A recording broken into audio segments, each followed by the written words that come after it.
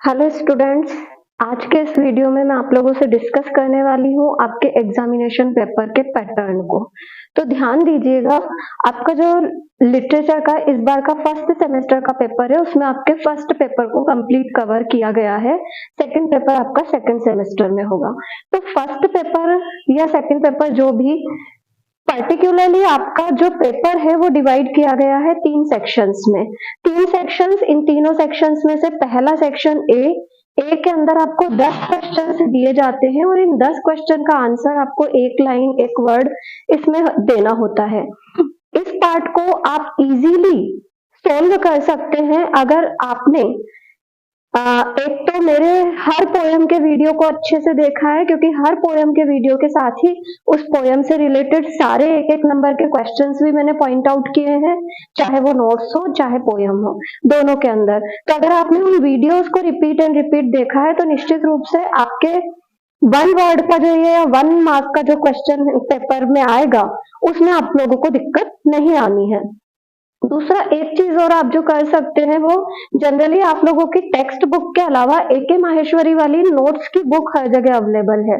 तो एके माहेश्वरी वाली जो बुक है, अगर उसमें से आप नोट्स पार्ट को डिस्कस करते हैं तो निश्चित रूप से उसमें भी 1 वर्ड के सारी चीजों को मेंशन किया गया है लगभग, तो आप वो भी कर सकते हैं। परंतु ये 10-10 मार्क के क्वेश्चन आप इजी गोइंग सॉल्व कर सकते हैं अगर आपने हर वीडियो के दौरान एक एक नंबर के क्वेश्चंस भी जो मैंने बीच बीच में बोले हैं उनको अच्छे से सुना है और लर्न भी किया है या लिख करके रख लिया है। तो अब सेक्शन ए के बाद आता है हमारा सेक्शन बी।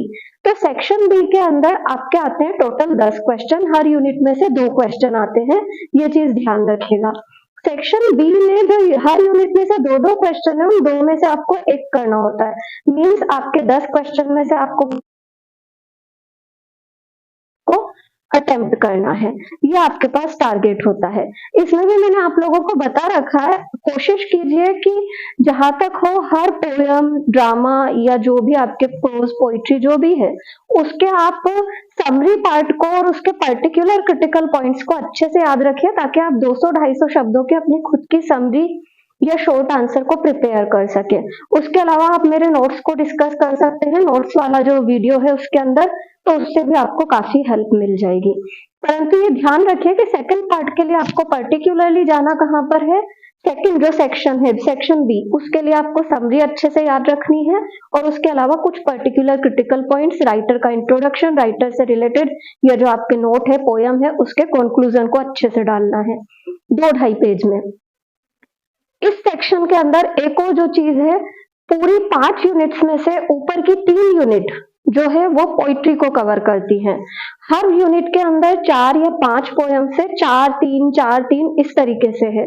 तो हर यूनिट की अगर आप 3 पोयम, अगर 4 पोयम है तो 3 पोयम अगर आपने कवर कर रखी है, या 3 पोयम है तो 2 पोयम आपने कवर कर रखी है, तो ये यूनिट वाइज क्वेश्चंस में आपको इतनी दिक्कत आती नहीं है, क्योंकि आपको पोयम भी पूरी 20 नंबर के लिए लर्न नहीं करनी है। दूसरा समरी आपको इजी गोइंग याद हो जाती है, इतनी प्रॉब्लम नहीं आती है उसमें।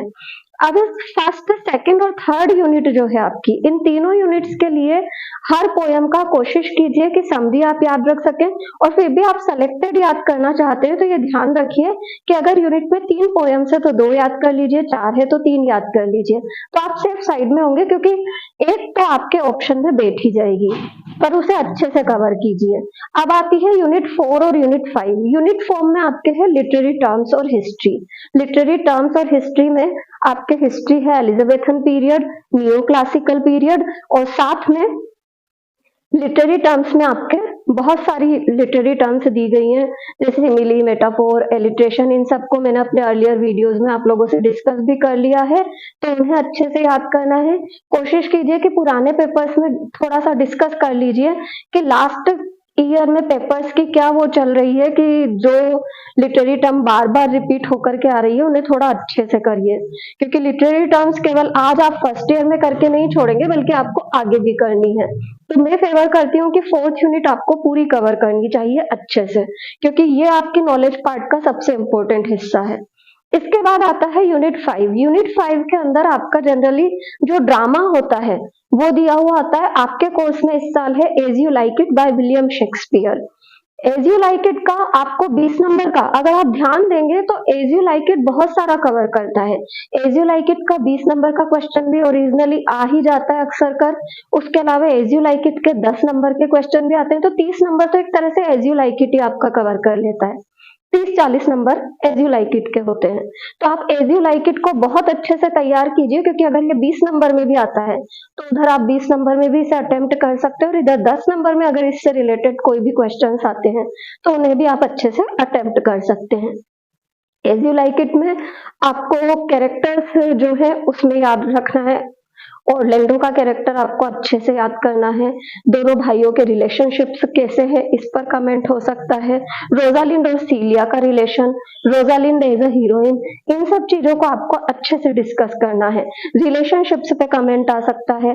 तो कॉमनली ड्रामा के अंदर किस तरीके के रिलेशनशिप्स है भाई भाई के बीच में, जैसे कि ड्यूक सीनियर और ड्यूक जो जूनियर है उसके बीच में रिलेशन अच्छे नहीं है। ओलिवर और ऑर्लैंडो के relation at the end of the drama जाकर के धरते हैं, तो उस पर हम कमेंट कर सकते हैं। इसके अलावा रोजालिंड एंड सीलिया का रिलेशन, सबसे क्यूट रिलेशन, सबसे डिवोटेड रिलेशन अगर कोई है इन दो बहनों का है तो उस पर हम कमेंट कर सकते हैं। उसके अलावा स्वामी भक्ति हमें एडम के रूप में देखने को मिलती है। तो ये सारी की सारी चीजें आप शॉर्ट में अपने दिमाग में रखिए 10 नंबर के लिए, और इन सारी की सारी चीजों को अच्छे से याद करिए। और उसके अलावा फिर फेवर करूंगी कि आपको यूनिट 4 और यूनिट 5 वो कभी भी नहीं छोड़नी चाहिए, क्योंकि ये दो यूनिट्स अगर आपने पूरी कवर कर रखी है तो इधर आपका 20 नंबर का क्वेश्चन भी कंप्लीट कवर होता है, और साथ ही साथ में जो ये यूनिट वाइज सेक्शन भी आता है आपका, इसे भी आप अच्छे से कवर कर पाते हैं। नेक्स्ट आता है आपका एक्सप्लेनेशन पार्ट। एक्सप्लेनेशन पार्ट में सेक्शन सी आता है। सेक्शन सी के अंदर फर्स्ट क्वेश्चन होता है जो वो होता है एक्सप्लेनेशन। एक्सप्लेनेशन वाला क्वेश्चन आप सबके लिए अटेम्प्ट करना कंपलसरी होता है। अभी तक का जो रूल बना हुआ है वो यही है कि आपको एक्सप्लेनेशन पार्ट कंपलसरी है, आपको सोल्व करना ही है। तो इस एक्सप्लेनेशन पार्ट की आपको थोड़ी सी जानकारी दे दूं। आपको जनरली 6 या 7 एक्सट्रैक्ट दिए जाते हैं जिन्हें आपको एक्सप्लेन करना होता है। अब इन 6-7 एक्सट्रैक्ट में से आपको 4 ऐसे होते हैं जो कि अटेम्प्ट करने हैं, आप कोई से भी 2 छोड़ सकते हैं। तो हमेशा ध्यान रखिए कि जब आप एक्सप्लेनेशन पार्ट कर रहे हैं तो पोयम का रेफरेंस टू कॉन्टेक्स्ट अच्छा दीजिए। कोशिश कीजिए कि रेफरेंस देने के साथ साथ कॉन्टेक्स्ट में पोयम में क्या क्या हुआ है एक थीम सा 4-5 लाइन में आप डाल सके। एक्सप्लेनेशन पार्ट में जो पर्टिकुलर लाइंस आपको दी हुई है उन्हें एक्सप्लेन करने के अलावा कंप्लीट आगे पीछे की जो भी घटनाएं हैं, स्टार्टिंग में क्या हुआ है और एंड तक क्या हो जाएगा, उन पर भी कमेंट कीजिए। नेक्स्ट आता है क्रिटिकल कमेंट, जो आपको लिखना पड़ता है एक्सप्लेनेशन में। तो क्रिटिकल कमेंट के लिए ध्यान रखिए कि जो भी कॉमन सी चीजें, जैसे मैं एक एक नंबर में भी अपने नोट्स के दौरान कई चीजें बोलती हूँ, तो आप उन्हें क्रिटिकल कमेंट में डाल सकते हो। जैसे कि आइस एंड फायर में मैंने रेटोरिकल क्वेश्चंस को आपको बताया कि 1 नंबर में आता है, या फिर मैंने आप लोगों को वेन टू द सेशंस के दौरान बताया कि पूरी की पूरी पोयम में हर जगह alliteration figure of speech run कर रही है। तो आप इस चीज को अच्छे से रेफर कर सकते हैं और क्रिटिकल कमेंट में डाल सकते हैं। तो जो भी कॉमन चीजें हैं, जैसे कि when to the sessions is a sonnet, concept pattern का है तो इंग्लिश सोनेट है, शेक्सपियर वाला मॉडल है, और पोयम के अंदर कहाँ कहाँ एलिट्रेशन है, ये सारी चीजें आप डाल सकते हैं। तो ये सारी की सारी चीजें आप क्रिटिकल कमेंट में डाल सकते हैं। सिंपल पोयम से रिलेटेड जो भी चीजें आपको बेसिक पता है वो सारी चीजें आप क्रिटिकल कमेंट में भी डाल सकते हैं। अब एक्सप्लेनेशन पार्ट के बाद नीचे जो है आपको 20 नंबर में एक्सप्लेनेशन पार्ट के अलावा 3 क्वेश्चन दिए हुए होते हैं। इन 3 में से आपको कोई भी एक क्वेश्चन करना होता है। अब यहाँ पर भी आप थोड़ा सा सेफ साइड में इस तरीके से हो सकते हैं कि एक क्वेश्चन तो निश्चित रूप से आपका पोयम्स का आ जाता है, 1 या 2 क्वेश्चन आपके जनरली पोयम्स के रहते हैं 20 नंबर में। उसके अलावा एज यू लाइक इट का या लिटरेरी टर्म्स का भी एक क्वेश्चन कंफर्म रहता है, और जनरली आप एज यू लाइक इट को 20 नंबर में प्रिपेयर कर लेते हैं तो थोड़ा सा आप सेफ हो जाते हैं, क्योंकि as you like it generally repeat हो के आ ही जाता है। तो 20 नंबर में आपने अगर उससे प्रिपेयर कर रखा है तो ये मान लीजिए कि 80% तो आप सेफ है 20 नंबर के इस क्वेश्चन के लिए।